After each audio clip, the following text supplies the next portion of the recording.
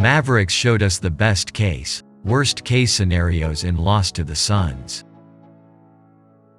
Depending on how you felt about the Dallas Mavericks heading into this season, either the first or second half of the loss to the Phoenix Suns on opening night will stick with you for longer.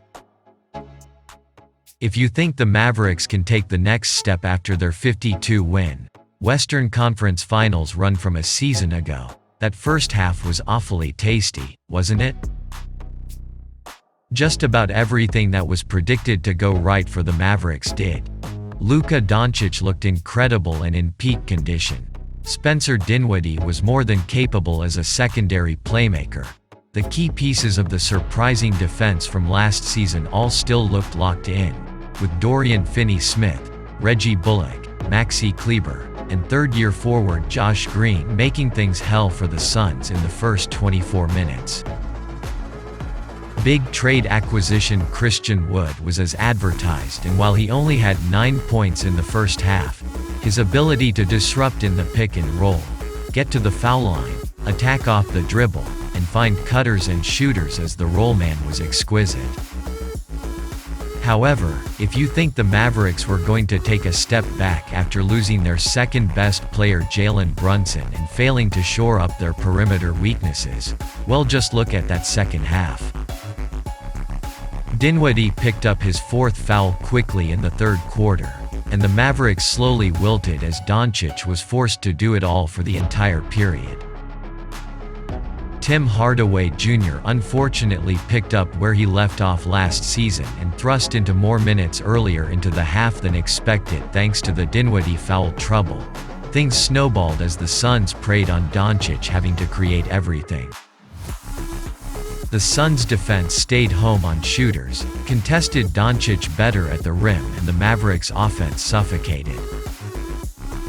Finney-Smith took 0 shots in the second half, and there's perhaps no better barometer for how well the Mavericks' offense is humming than by looking at how many attempts Finney-Smith has from 3.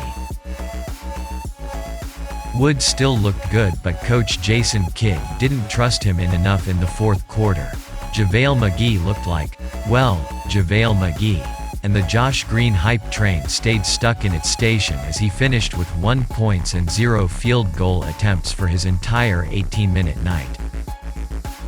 If you think the Mavericks will struggle this season, that half was all you needed to reaffirm your thoughts. So which half is more indicative of this Mavericks season? Is both a cop-out answer? It's a long season, and games like Wednesday nights will happen. Hardaway will play better games, and so will McGee, but there's a certain "they are who they are" feeling with those two guys.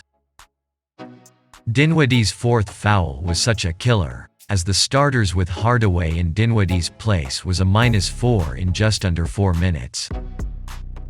Wood was breathtaking, and if that passing as the roll man is real and can continue, I might have to readjust some expectations around this Mavericks season. Wood sitting from 6:41 in the fourth quarter until 2:19 in the game was a shame, but it's obvious Kidd has a lot of experimenting and adjusting to do.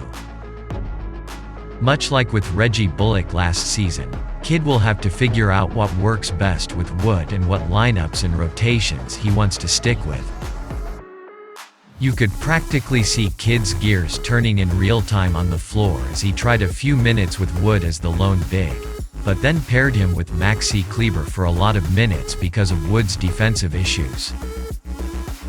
Then the problem with playing Kleber and Wood together is that knowing Doncic will be on the floor as well toward the end of the game, so that leaves 2 spots for 3 players, Bullock, Finney-Smith, Dinwiddie, that Kidd likes.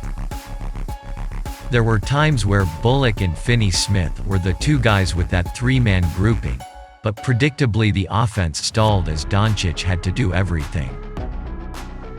Then Dinwiddie would check in, the offense would look better, but the defense looked a little shakier. It will take some time for Kidd to figure this part of the game out, and it's no surprise that Wood will have to earn trust. It was a storyline all training camp, and Wood's defense prior to Dallas hasn't earned him the benefit of the doubt. Wood even mentioned this after the game, saying, "Late in games, it's just a trust thing. I have to build the trust with this team. I'm on a new team. Once I do that, I think we'll be good." The good news is that Wood looked fine on defense for the most part, so maybe that helps push his minutes up. So put me down as a first half kinda guy, with some potential bumps on the road as the coaching staff hones in on a set rotation. The Western Conference as a bear and blowing 20-point leads will look worse toward the end of the season when the standings are razor tight, but for now the only way is to look forward. The things the Mavericks did in the first half felt repeatable, and while some of the second half errors did as well, it's not enough to pull the fire alarm on Game 1 of 82.